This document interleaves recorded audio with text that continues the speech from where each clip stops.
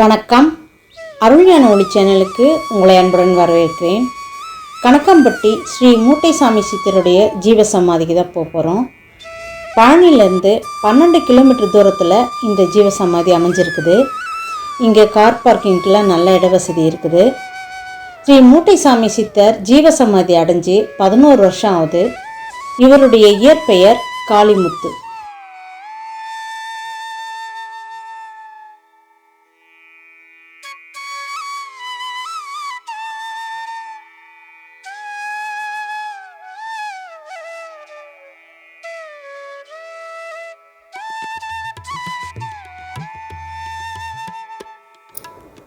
கணக்கம்பட்டி சித்தராக வெளி உலகத்துக்கு தெரிஞ்ச இடம் உச்சி மாகாளியம்மன் கோயில். அங்கே தான் கொஞ்ச நாள் தங்கியிருந்தார். அப்போ அவரை பார்க்குறதுக்கு ஒருத்தர் வந்திருந்தார். அவருக்கு ரொம்ப ஹை சுகரு. டாக்டருங்க காலையே எடுக்கணும்னு சொல்லியிருந்தாங்க. அதனால் ரொம்ப கவலைப்பட்டு சத்குருக்கிட்ட சொல்கிறாரு.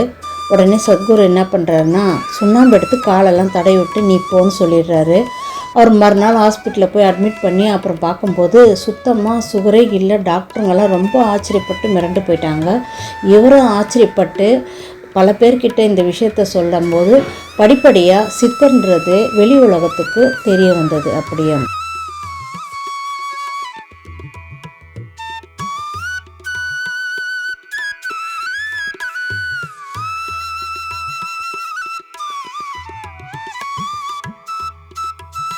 நாங்கள் போனது வியாழக்கிழமை. அன்னைக்கு சிறப்பு பூஜை வழிபாடு எல்லாம் நடந்துட்டு இருந்தது.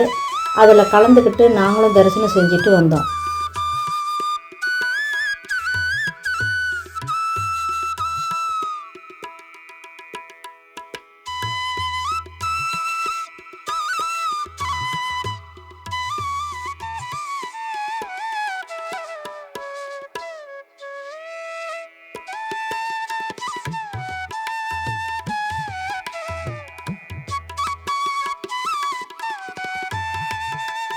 கணக்கம்பட்டி சித்தர் உயிரோடு இருக்கும்போது அவரை பார்க்குறதுக்கு யாராவது போனாங்கன்னா அவங்களுக்கு வினோதமான தண்டனைகளை கொடுத்துருக்குறாரு.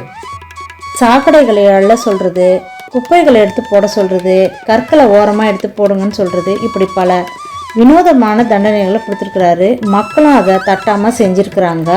இதனால் அவங்களுடைய கர்மாக்கள் கழியணுன்னு சொல்கிறாங்க.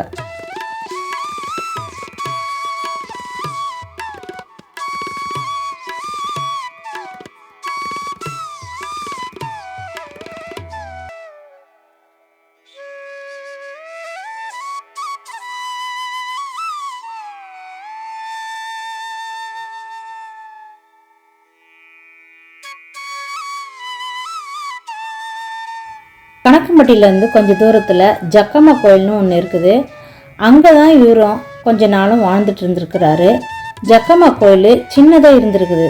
அதுக்கப்புறம் இவர் மக்கள்கிட்ட எடுத்து சொல்லி அந்த கோயிலில் கொஞ்சம் பெருசாக எடுத்து கட்ட சொல்லியிருக்கிறாரு.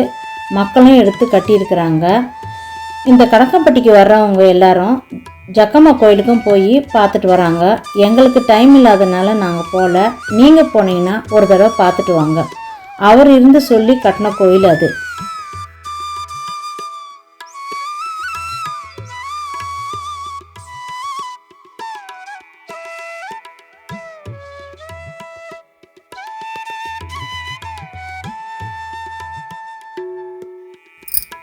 இன்றைக்கும் மக்களுக்கு பல அற்புதங்களை செஞ்சு அதிசயங்களை நடத்திட்டு இருக்கிறாரு.